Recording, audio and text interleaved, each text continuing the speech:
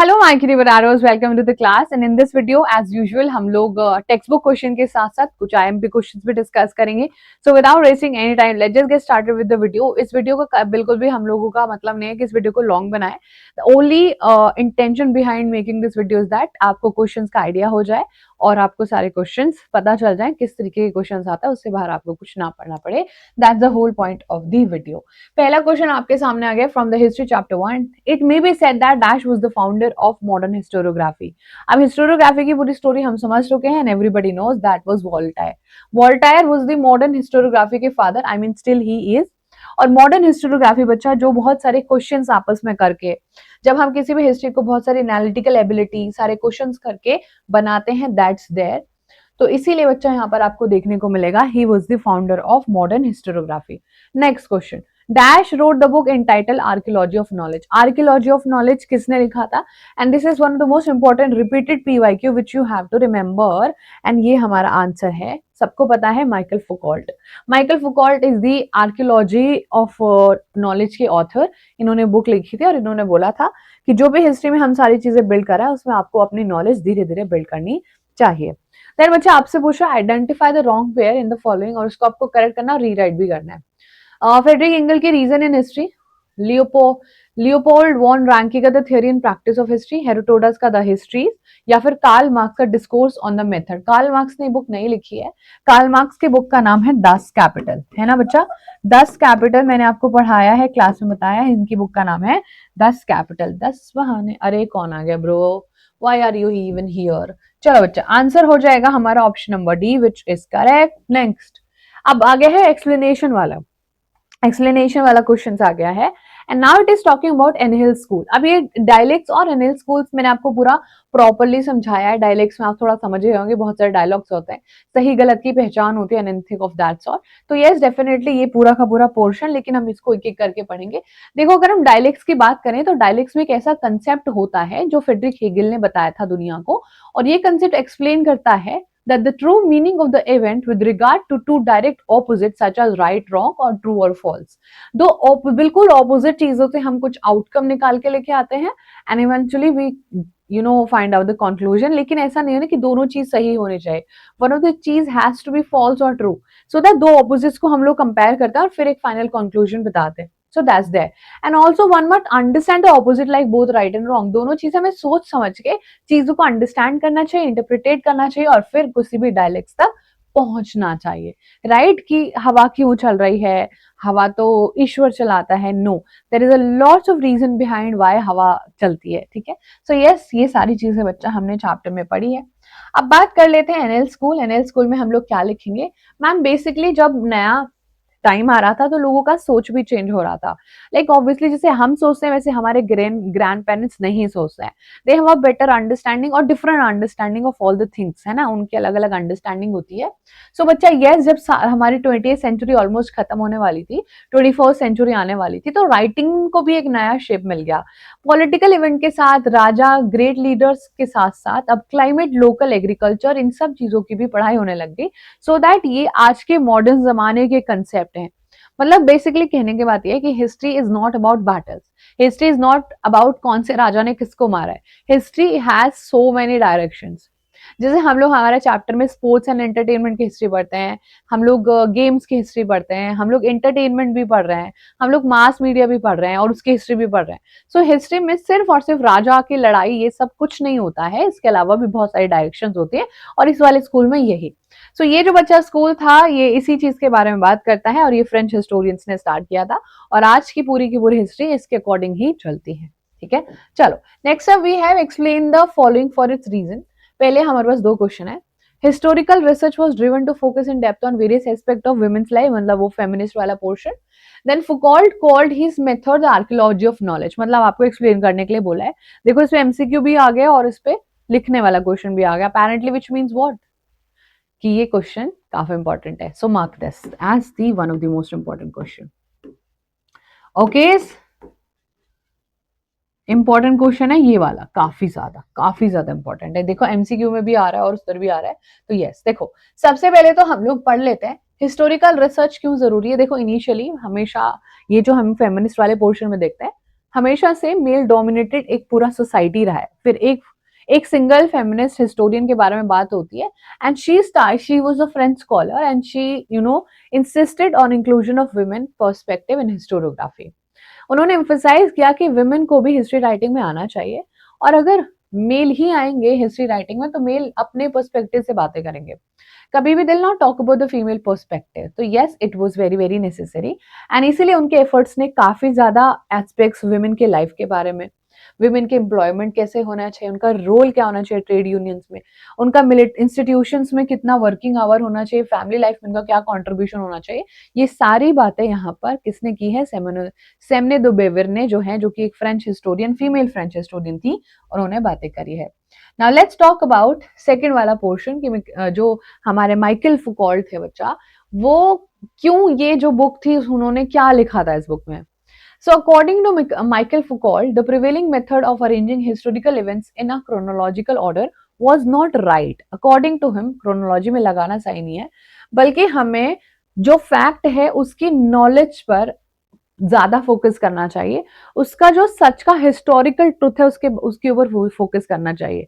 Just because हम उसको story में फिट कर पा रहे हैं इसका मतलब ये नहीं कि वो सच है, ठीक है। तो उन्होंने बोला था कि आप ना ट्रांजिशंस के तरीके से एक्सप्लेन कीजिए चीजों को कि how and actually what this happened, है ना। जैसे कि फॉर एग्जाम्पल मैं बोलती हूँ आप लोगों को कि पॉपुलेशन इंक्रीज हो रही थी, वाई, बिकॉज लोगों को अच्छा रहने के घर मिल रहा था, लोगों को अच्छा खाना मिल रहा था, and people were living a very happy life, and hence population started increasing, there were no drought, there were no famines, no epidemics, all of that sort. तो पॉपुलेशन तो इंक्रीज हो रही थी, है ना, हेल्थ इश्यूज नहीं हो रहे थे, लोग हेल्दी थे, अच्छे खासे खाना खाते थे। तो यस, डेफिनेटली फुकॉल्ट ने फोकस किया है ट्रांजिशंस पर, इसलिए उन्होंने क्या बोला है, स्टेप बाय स्टेप आपको चलना चाहिए, धीरे धीरे आर्कियोलॉजी ऑफ नॉलेज बिल्ड करनी चाहिए। जस्ट बिकॉज कोई कह रहा है या फिर वो उसके बाद हुआ था उसके अकॉर्डिंग नहीं, आपको पूरा कनेक्शन बना के बिल्ड करना चाहिए, ठीक है बच्चा। देन हमारा पूरा चैप्टर में बहुत इंपॉर्टेंट क्वेश्चन है, what is historiography, super duper important, ठीक है। ये तो पूरा चैप्टर ही का ही मतलब कंटेंट यहाँ पर आ गया है, चैप्टर का नाम ही हिस्टोरियोग्राफी है।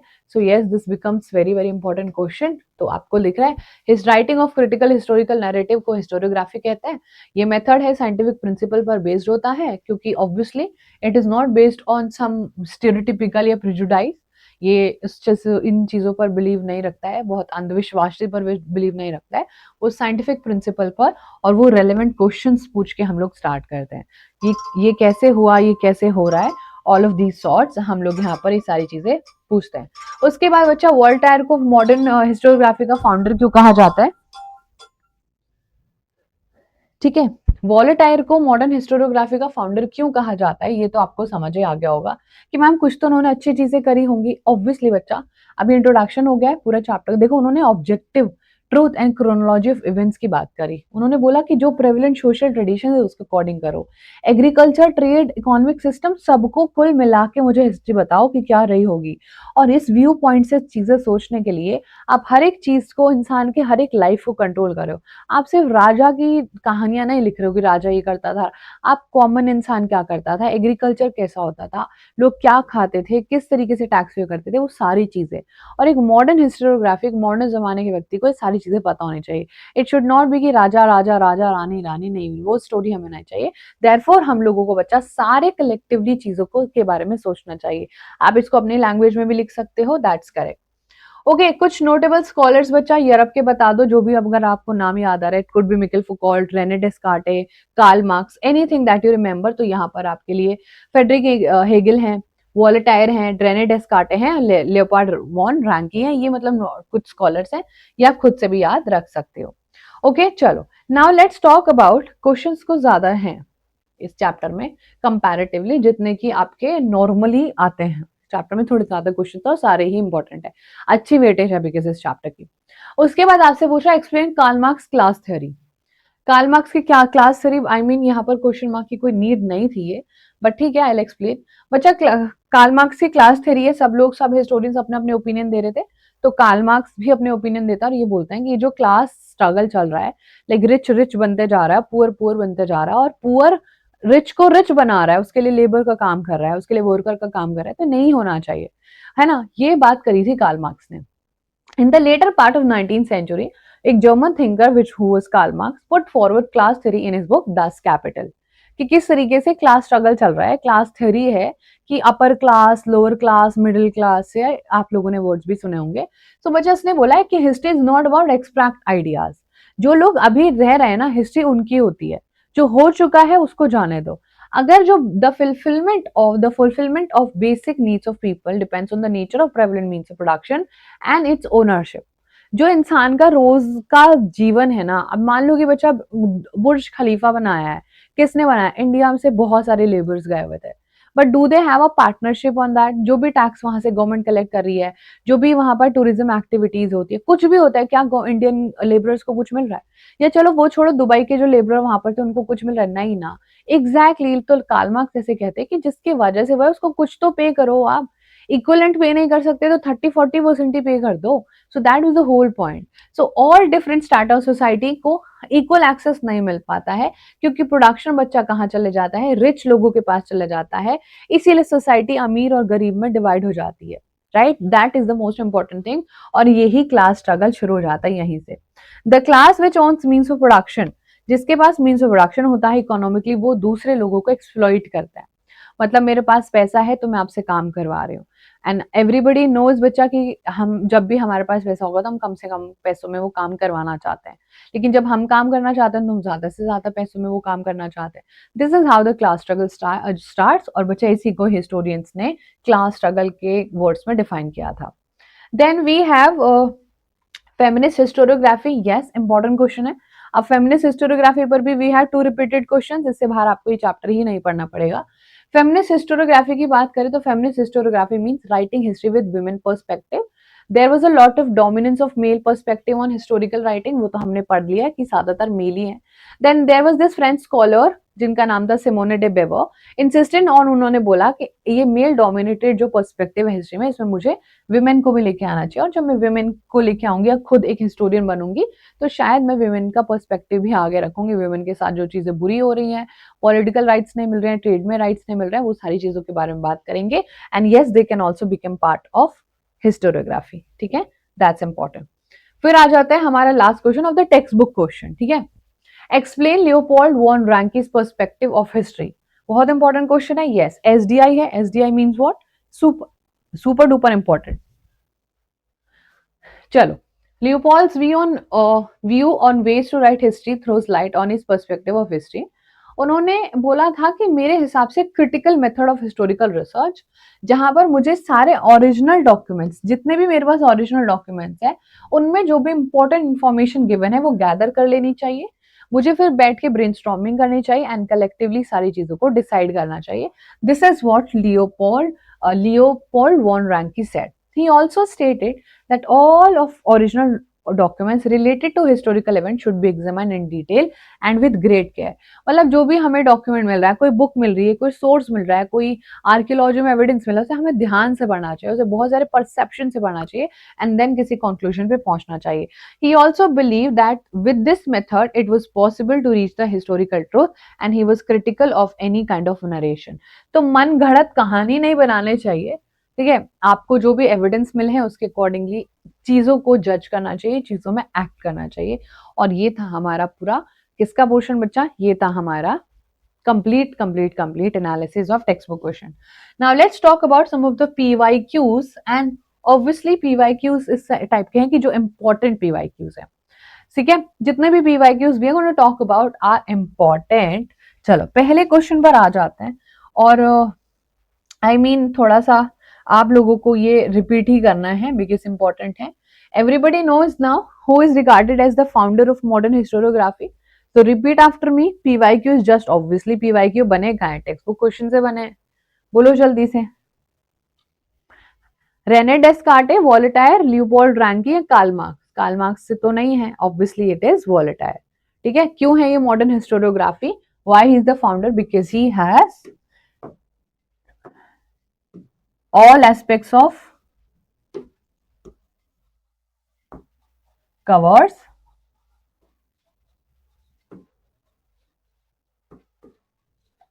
all aspects of history, चाहे वो ज्योग्राफिकल हिस्ट्री ही क्यों ना हो, चाहे वो एंटरटेनमेंट ही क्यों ना हो।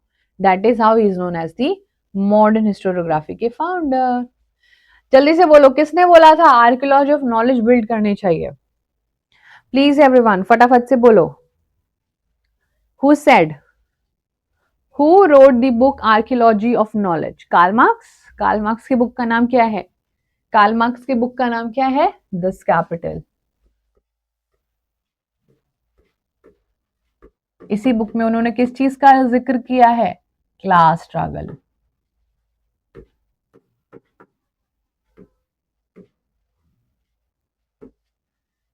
ठीक है, क्लास स्ट्रगल, राइट?